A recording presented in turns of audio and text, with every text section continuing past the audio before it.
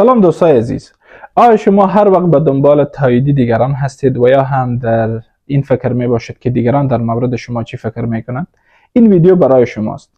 وقتی دنبال تایید بیرونی می باشیم و یا هم نظریات دیگران بالای ما هر وقت تاثیرگذار می باشد، ما اهداف اشتباه را دنبال می کنیم. ما تایید دیگران را اولویت قرار می دهیم به جای اینکه به رشد و پیشرفت خودی فکر کنیم.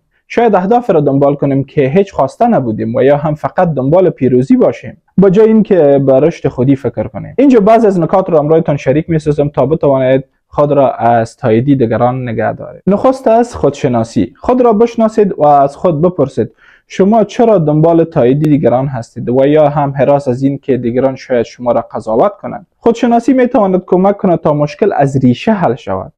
نقطه دوم، پذیرش و قبول کردن آن چیزی که شما هستید، چیزی که شما در وجودتان دارید و یا ندارید. این را باید قبول کنیم که هر کس با ما هم نظر شده نمیتواند. هر کس فکر و نظر جداگانه دارد و در این کدام مشکل نیست.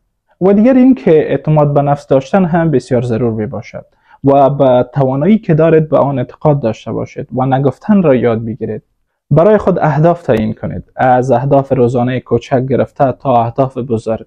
برای خود اهداف تعیین کنید و هر روز تلاش کنید به این اهداف خود برسانید.